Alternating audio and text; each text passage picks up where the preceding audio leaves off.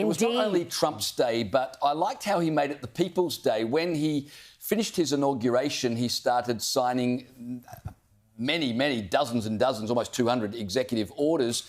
But rather than doing it all from the Oval Office, he did it at the Capital One Arena in front of thousands of people so they could enjoy the moment. Have a look at this. This is Trump signing an executive order to abandon the Paris Climate Agreement.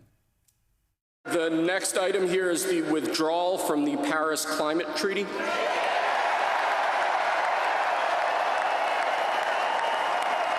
We're going to save over $1 trillion by withdrawing from that treaty.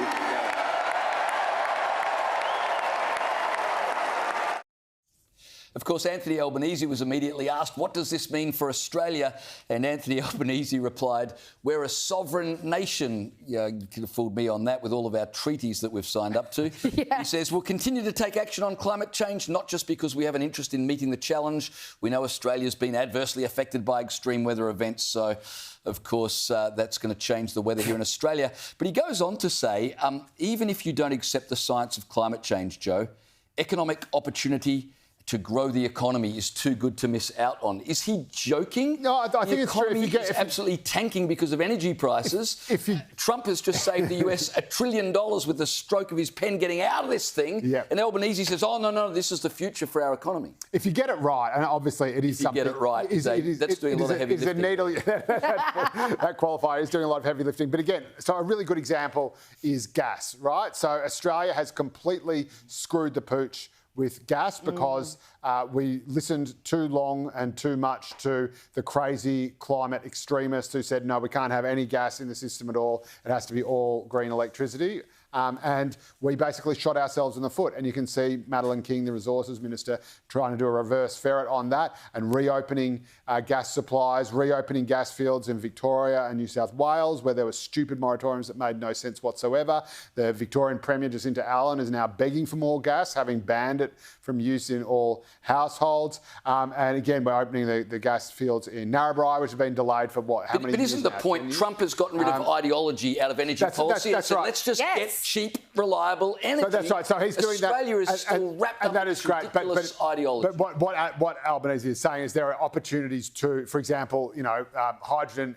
Japan is desperate for hydrogen imports from Australia, so our hydrogen exports to them. If we can get that right, that is a multi-billion-dollar industry.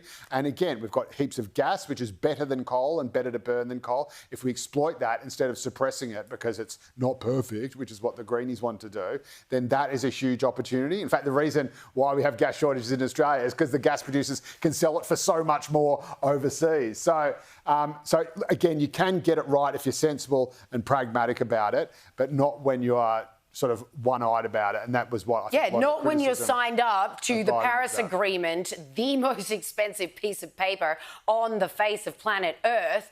Why can't you say, yes, we'll take action on climate change, not by signing up to some stupid United Nations, World Economic Forum trash. We are going to do our own thing regarding our piddly 1.3% of global emissions. Do me a flippin' favour. And surely, with a behemoth like the United States pulling out, what the heck are we doing in it with our piddly 1.3? We just want the clap on the back, don't we? An actual leader we're really good will at say, producing I will, because what export. Trump's doing by pulling out is saying, I'm doing what's best for my country. Yeah, America this first. is America first. And my goodness, I would trade my 2 front teeth and a limb of your choosing to hear Australia first out of the mouth of an Australian Prime Minister. It's really not that hard. What about a future made in Australia? That comes out of Albo's mouth every day. That is such a massive lie. What an absolute joke.